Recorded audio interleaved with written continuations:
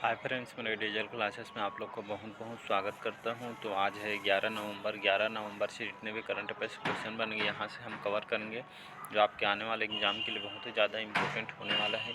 इसलिए daily current affairs आपके लिए बहुत ही ज़्यादा इंपॉर्टेंट है, क्योंकि आपको एग्ज़ाम टाइम में अगर पढ़ते रहेंगे डेली बेस पे करंट अफेयर्स, तो आपको एग्ज़ाम के टाइम में आपको ज़्यादा दिक्कत नहीं होगा। आप रिविज़न करके कोई भी जो करंट अफेयर्स क्वेश्चन है सारे आपसे करंट अफेयर्स बनने लगेंगे। तो चलिए स्टार्ट करते हैं आज के करंट अफेयर्स और इम्पोर्टेंट जो क्वेश्चन बने यहाँ से कवर करते हैं, जो आपके सभी एग्ज़ाम के लिए SSC, railway, UPSC, PSC, police, sub inspector, constable सभी एग्ज़ाम के लिए इम्पोर्टेंट है। चलिए स्टार्ट करते हैं।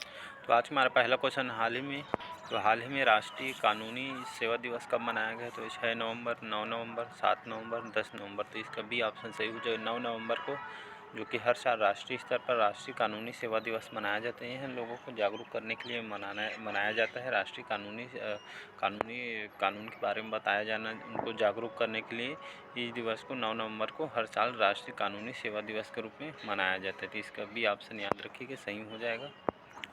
अगला क्वेश्चन देखते हैं, हाल ही में किस राज्य के मुख्यमंत्री ने ग्लोबल इन्वेस्टर समिट 2023 के लोगों को अनावरण किया है? तो उड़ीसा, राजस्थान, आंध्र प्रदेश। डी है इनमें से कोई नहीं, तो इसका सी ऑप्शन सही हो जाएगा, आंध्र प्रदेश।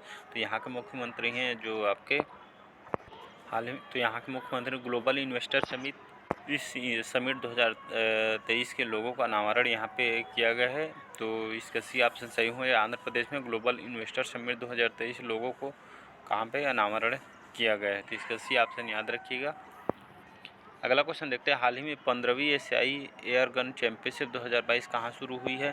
तो जापान, दक्षिण कोरिया, सिंगापुर। डी है इनमें से कोई नहीं, इसका भी ऑप्शन सही हो जाएगा, दक्षिण कोरिया। यहाँ पे 15वीं एशियाई एयर गन चैंपियनशिप 2022 का यहाँ पर स्टार्ट किया गया है। तो यहाँ पे 15वीं एशियाई एयर गन चैंपियनशिप 2022 जो कि दक्षिण कोरिया में शुरू हुई है। तो इसका भी ऑप्शन सही हो जाएगा। अगला क्वेश्चन देखते हैं, हाल ही में फोबर्स की रिपोर्ट के अनुसार कौन सी कंपनी भारत के सर्वश्रेष्ठ नियोक्ता के रूप में उभरी है? तो HCL, Infosys, Reliance industries. D है इनमें से कोई, तो रिलायंस इंडस्ट्रीज जो कि मुकेश अंबानी की कंपनी है।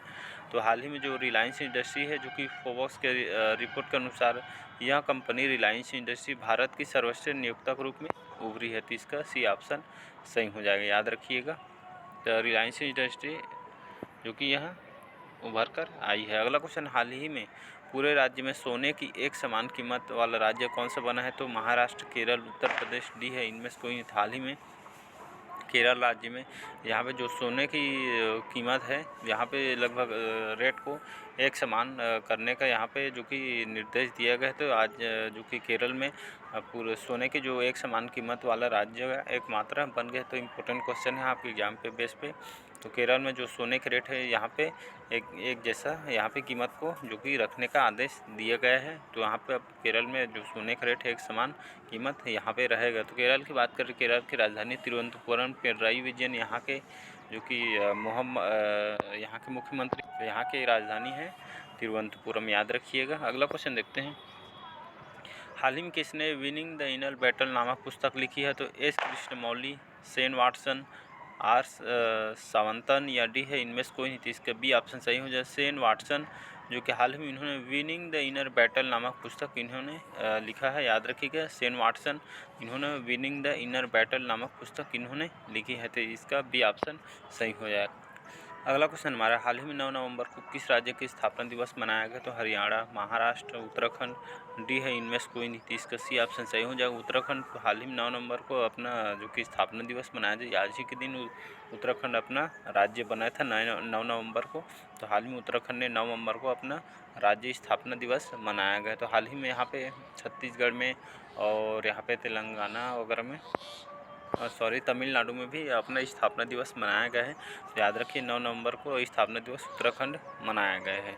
अगला क्वेश्चन देखते हैं, हाल ही भारतीय मातृभाषा सर्वेक्षण भारतीय मातृभाषा सर्वेक्षण किस मंत्रालय द्वारा आयोजित किया गया है? तो संस्कृत मंत्रालय, गृह मंत्रालय, विदेश मंत्रालय या डी है इनमें से कोई नहीं, तो इसका बी ऑप्शन सही हो जाए, गृह मंत्रालय द्वारा हाल ही में भारतीय मातृभाषा सर्वेक्षण जो कि गृह मंत्रालय द्वारा आयोजित किया गया है। तो याद रखिए इसका बी ऑप्शन सही हो जाएगा।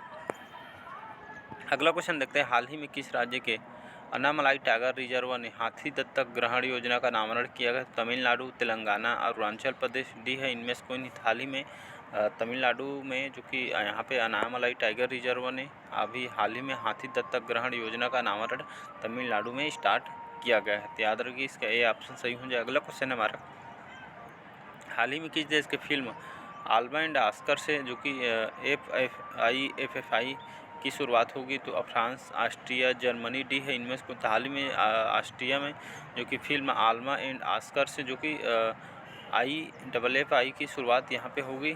तो याद रखिए ऑस्ट्रिया से सही आंसर हो जाएगा।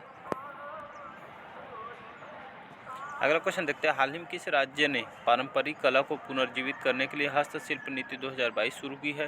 तो बिहार, मध्य प्रदेश, राजस्थान डी है हरियाणा।